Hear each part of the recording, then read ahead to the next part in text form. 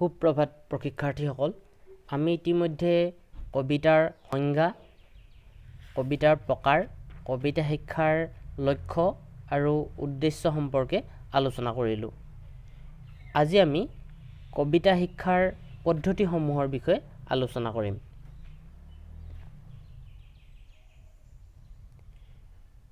শিক্ষাদান প্ৰক্ৰিয়াটো যিদৰে এটা জটিল প্ৰক্ৰিয়া ঠিক সেইদৰে কবিতা শিক্ষাদান প্ৰক্ৰিয়াটো এটা জটিল প্ৰক্ৰিয়াই কিয়নো গদ্য শিক্ষাতকৈ কবিতা শিক্ষাদান প্ৰক্ৰিয়াটো অধিক জটিল বুলি ধৰা হয় কাৰণ এটা কবিতাত এজন কবিৰ জীৱন দৰ্শন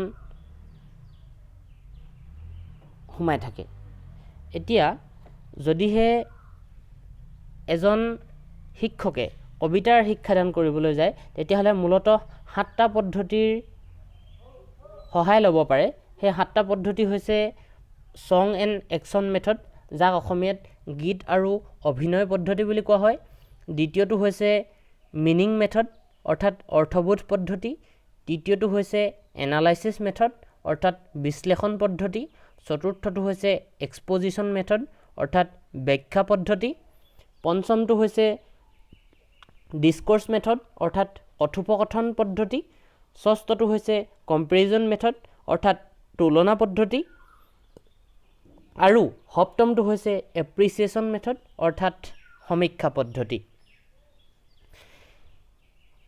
এতিয়া কবিতা এটাক দুই ধৰণে চোৱা হয় প্ৰথমটো হৈছে কবিতা এটা শ্ৰব্য কলা হিচাপে শিক্ষাদান কৰিব পাৰি আৰু দ্বিতীয়টো হৈছে কবিতা অনুভৱৰ বিষয়বস্তু বুলি ধৰি লোৱা হয় অনুভৱৰ বিষয়বস্তু হ'বলৈ হ'লে কবিতা কি কৰিব লাগিব পঢ়িব লাগিব বুজিব লাগিব ইয়াক হৃদয়ংগম কৰিব লাগিব কবিতাক শ্ৰব্য মাধ্যম হিচাপে গণ্য কৰি প্ৰফেসৰ হেডুৱে কৈছিল poetry is an of ears not of the eyes in other words poetry is sound not sight এতিয়া কবিতাক যদি আমি শ্ৰব্য কলা হিচাপে ধৰি লওঁ তেতিয়াহ'লে ইয়াক যদি গীত আৰু অভিনয় পদ্ধতিৰে অৰ্থাৎ সং এণ্ড একশ্যন মেথডৰ সহায়ত শিক্ষাদান কৰা হয় তেতিয়া অধিক উপযোগী হ'ব আৰু এই যে 7টা পদ্ধতিৰ কথা কৈছোঁ মই এই 7টা পদ্ধতিৰ কিছুমান পদ্ধতি নিম্ন শ্ৰেণীৰ কাৰণে উপযোগী আৰু কিছুমান পদ্ধতি উচ্চ শ্ৰেণীৰ কাৰণে উপযোগী এতিয়া ইয়াৰ প্ৰথম পদ্ধতিটো উচ্চ শ্ৰেণীৰ কাৰণে উপযোগী হ'বনে নে নিম্ন শ্ৰেণীৰ কাৰণে উপযোগী হ'ব আমি নামটোৰ পৰাই নিশ্চয় বুজি পাইছোঁ ইয়াক নিম্ন শ্ৰেণীত যদি প্ৰয়োগ কৰা হয় তেতিয়াহ'লে অধিক উপযোগী হ'ব কিয়নো গীতে সকলোকে আকৰ্ষিত কৰিব পাৰে আৰু শিশুসকলক আমি গীতৰ জৰিয়তে অধিক সহজে অভিৰুচিত কৰিব পাৰিম যিহেতু শিক্ষাদান প্ৰক্ৰিয়া সফল হ'বলৈ হ'লে অভিৰুচনটো এটা প্ৰাথমিক কাম অভিৰুচিত যদি ছাত্ৰ ছাত্ৰীসকলক কৰিব পৰা নাযায় তেতিয়াহ'লে তেওঁলোক শিক্ষা গ্ৰহণৰ বাবে আগ্ৰহী নহ'ব বা শিক্ষা গ্ৰহণত সফল নহ'ব গতিকে আমি প্ৰথমতে কি কৰিব লাগিব ছাত্ৰ ছাত্ৰীসকলক অভিৰুচন কৰিব লাগিব আৰু গীত আৰু অভিনয়ৰ জৰিয়তে সহজে আমি কি কৰিব পাৰিম ছাত্ৰ ছাত্ৰীসকলক অভিৰুচিত কৰিব পাৰিম আমি এনেকুৱা বহুত কবিতাৰ কথা জানো যিবিলাক কবিতা বৰ্তমান সময়ৰ একোটা জনপ্ৰিয় গীত আমি লক্ষ্মীনাথ বেজবৰুৱাৰ কবিতাৰ কথা জানো নিৰ্মল প্ৰভা বৰদলৈৰ কবিতাৰ কথা জানো আমি হিৰুদাৰ কবিতাৰ কথা জানো যিবিলাক বৰ্তমান সময়ত আমি একোটা ভাল গীত হিচাপে আদৰি লৈছোঁ কবিতাত থকা সংগীত ধৰ্মিতাৰ যি গুণ সেই গুণটোৰ কাৰণে আমি কি কৰিব পাৰোঁ কিছুমান কবিতাক গীতৰ পৰ্যায়লৈ উন্নীত কৰিব পাৰোঁ ছন্দোবদ্ধ কবিতাবিলাকত সুৰ আৰোপ কৰি আমি কি কৰোঁ কবিতাবিলাকক গীতৰ পৰ্যায়লৈ উন্নীত কৰি শিক্ষাদান কৰিব পাৰোঁ যিবিলাক কবিতাত ধ্বনিৰ প্ৰাধান্য থাকে সেই কবিতাবিলাক আমি গীতলৈ ৰূপান্তৰিত কৰিব পাৰোঁ আৰু যিবিলাকত অভিনয়ৰ সুবিধা থাকে সেইবিলাকক আমি কি কৰিব পাৰোঁ অভিনয় পদ্ধতি প্ৰয়োগ কৰি পাঠদান কাৰ্যসূচী আগবঢ়াব পাৰোঁ আৰু এনে কৰাৰ ফলত ছাত্ৰ ছাত্ৰীসকলৰ ধ্বনি জ্ঞান হ'ব আৰু তাৰ উপৰিও কবিতা প্ৰীতিৰ ভাৱ উন্নত হ'ব আৰু অভিনয়মূলক পদ্যত ছাত্ৰ ছাত্ৰীৰ কবিতাৰ প্ৰতি ৰুচি জন্মিব আৰু অভিনয়ৰ জৰিয়তে অভিব্যক্তিৰ শিক্ষা হ'ব ইয়াৰ পিছৰ পদ্ধতি আছিল মিনিং মেথড অৰ্থাৎ অৰ্থবোধ পদ্ধতি ছাত্ৰ ছাত্ৰীৰ সৰব পঠনৰ পাছত শিক্ষকে কবিতাত থকা কঠিন শব্দবিলাকৰ অৰ্থ এই পদ্ধতিৰ মতে ক'ব লাগে গদ্য শিক্ষাত যিদৰে কঠিন শব্দবিলাকৰ অৰ্থ কয় বা কঠিন কথাবিলাক সহজে বুজাই দিয়ে ঠিক তেনেদৰে অৰ্থবোধ পদ্ধতিৰেও এটা কবিতাৰ টান টান শব্দবিলাকৰ অৰ্থ অনুবাদ কৰা হ'ব আৰু কবিতাটো বুজাই দিয়া হ'ব। কিন্তু এনে কৰাৰ ফলত কবিতাৰ যি সৌন্দৰ্য সেই সৌন্দৰ্য কিন্তু ব্যাঘাত হোৱাৰ সম্ভাৱনাই আটাইতকৈ বেছি। গতিকে এই পদ্ধতি এটা দুখযুক্ত পদ্ধতি বুলি কোৱা হয়। ইয়াৰ তৃতীয় পদ্ধতিটো আছিল এনালাইচিছ মেথড অৰ্থাৎ বিশ্লেষণ পদ্ধতি। বিশ্লেষণ পদ্ধতিটো প্ৰশ্নোত্তৰ পদ্ধতিৰ নিচিনা। শিক্ষকে ছাত্ৰ ছাত্ৰীক বিভিন্ন ধৰণৰ প্ৰশ্ন সুধিব আৰু প্ৰশ্নবিলাকৰ জৰিয়তে কবিতাৰ বিষয়বস্তু বিশ্লেষণ কৰি কবিতাটোৰ ভাৱধাৰাৰ লগত ছাত্ৰ ছাত্ৰীসকলক অৱগত কৰাই দিব আৰু প্ৰয়োজনীয় ঠাইত কবিতাৰ ব্যাখ্যা কৰিব। এই পদ্ধতিটো উচ্চ শ্ৰেণীৰ কাৰণে সুবিধাজনক, কিয়নো উচ্চ শ্ৰেণীৰ ছাত্ৰ ছাত্ৰীসকলে শিক্ষকে কৰা প্ৰশ্নবিলাকৰ উপযুক্ত উত্তৰ দিব পাৰিব বুলি ভবা হয়। গতিকে এই পদ্ধতিৰ শিক্ষাদান কৰাৰ ক্ষেত্ৰত কিন্তু এটা কথা মনোযোগ দিব লাগিব যে কবিতাৰ বিশ্লেষণ কৰোঁতে যাতে কবিতাৰ সৌন্দৰ্যত আঘাত নপৰে। ইয়াৰ পাছৰ পদ্ধতিটো আছিল এক্সপজিশ্যন মেথড অৰ্থাৎ ব্যাখ্যা পদ্ধতি। ব্যাখ্যা পদ্ধতিটো কবিতা শিক্ষাদানৰ কাৰণে আটাইতকৈ উপযুক্ত পদ্ধতি বা উত্তম পদ্ধতি হিচাপে গণ্য কৰা হয়। এই পদ্ধতিও মাধ্যমিক বা উচ্চ শ্ৰেণীত প্ৰয়োগ কৰা উচিত।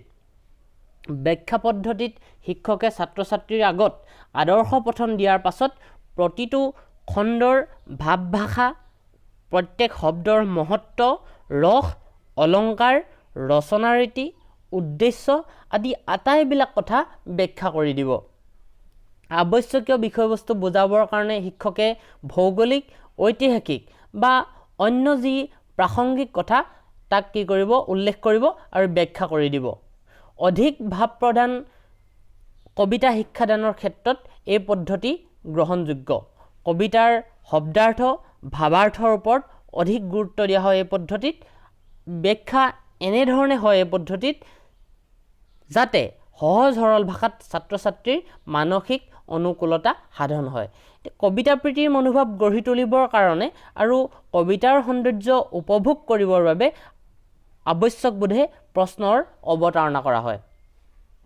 ইয়াৰ পাছৰ পদ্ধতিটো আছিল ডিছক'ৰ্ছ মেথড অৰ্থাৎ কথোপকথন পদ্ধতি। এই পদ্ধতিও উচ্চ শ্ৰেণীৰ কাৰণেহে উপযোগী। কবিতা প্ৰীতি ভাৱ জন্মাবৰ কাৰণে শিক্ষকে কথোপকথন পদ্ধতিৰ ভাৱভাষা, ৰচনা ৰীতি তথা কাব্যৰ বিশেষত্ব আদি ছাত্ৰ ছাত্ৰীৰ লগত আলোচনা কৰিব আৰু ব্যাখ্যা কৰিব।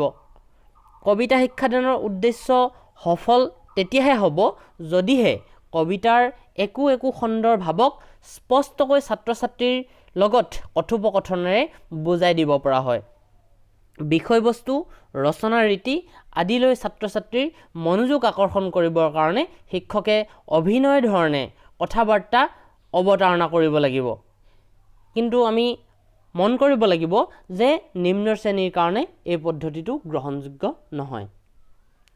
ষষ্ঠ পদ্ধতিটো আছিল কম্পেৰিজন মেথড অৰ্থাৎ তুলনা পদ্ধতি। এই পদ্ধতি অনুসৰি কবিৰ ভাষা আৰু ৰচনা ৰীতিৰ অন্য কবিৰ ভাষা আৰু ৰচনা ৰীতিৰ লগত তুলনা কৰি বুজোৱা হয়। তুলনা পদ্ধতি কবিৰ ভাৱধাৰাক অন্যান্য কবিৰ ভাৱধাৰাৰ লগত তুলনা কৰি ছাত্ৰ ছাত্ৰীক ভাষা সৌন্দৰ্যৰ আভাস দিয়া হয়। এনে পদ্ধতিৰ দ্বাৰা ছাত্ৰ ছাত্ৰীয়ে কবিতা পঠনত আনন্দ পায়।